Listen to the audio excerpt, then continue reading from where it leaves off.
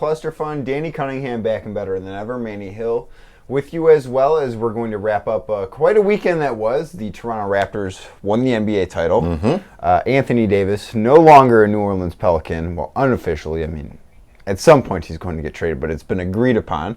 And the Minnesota Twins took 2 out of 3 as Joe Mauer's number was retired. But let's start with the finals. Raptors defeat the Warriors 4-2, win it in 6 in Golden State. What did you like about that?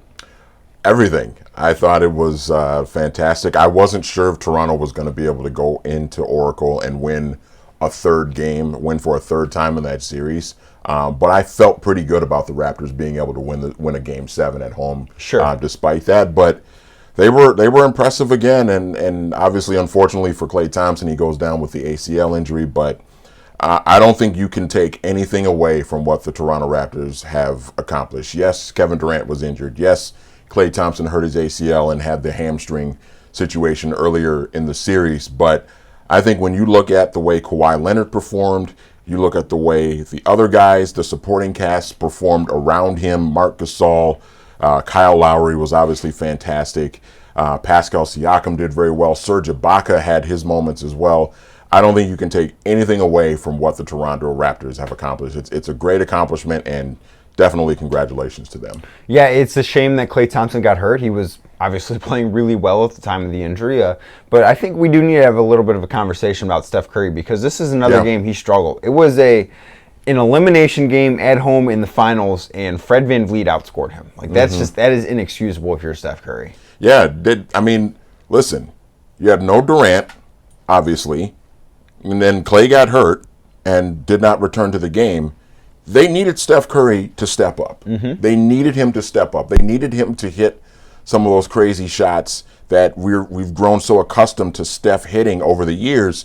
They needed more of that from him. They needed some Curry magic from him, and they didn't get it. And that's where you just have to look at Steph and say, okay, well, yeah, he's one of the elite players in this league. He's a 2-time MVP, but we got to start holding him accountable for shortcomings in his performances in the biggest moments, just like we hold other people accountable. We hold LeBron James accountable when, whether it's fair or not, people like to hold LeBron James accountable when his teams don't win and when he doesn't have the great, when he doesn't fill up the stat sheet, like we've grown accustomed to him doing. So I think that standard should apply to Steph Curry as well. We refer to him as the greatest shooter ever. He's a 2-time MVP, the only unanimous MVP in the history of the league.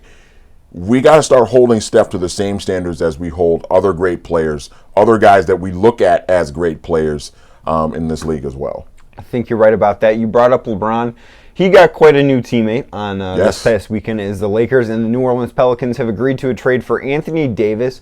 The Pelicans will be getting Lonzo Ball, Brandon Ingram, Josh Hart, and a number of draft picks, including number 4 overall in Thursday night's draft. So it does look like the Lakers are going to be much better next year. Yeah, and it looks like they're still going to have enough money to go out and get another star player to add with LeBron and AD. And if they do that, if they can get like a Jimmy Butler type of player, or if for some reason, I don't think this is going to happen, but if for some reason Kyrie Irving ends up there, I think that's the best fit. I mean, that would be a team to watch, and I think they would be the front runners when you look at where Golden State is at with, KD being, out for probably all of next season. Even if he decided to stay at Golden State, he's not going to be a factor next year. How much is Klay Thompson going to be a factor next year for the Warriors? Probably not much of one. I think when you look at where Golden State is at, and then you look at the Lakers now having 2 of the top 5 players, I think, in the league now, they're going to be a force to be reckoned with. And it's amazing when you consider all the drama that has surrounded the Lakers over the last probably 5 weeks or so since Magic Johnson stepped away, and all the drama and everything that's gone on with them, and now here they are, a championship frontrunner for next season. Yeah, they are the Vegas favorites, and it's pretty incredible to see how far they've come in quite a short stretch of time.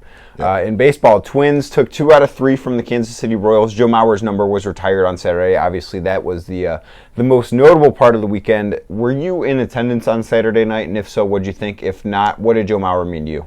I was not in attendance, but I think that for me, this is my personal opinion, I think Joe Mauer is one of the top 5 Twins players of all time. Now, he's probably the 5th guy. I mean, Sure. behind, Kirby Puckett and Rod Carew and Harmon Killebrew and maybe Tony Oliva's in that conversation as well.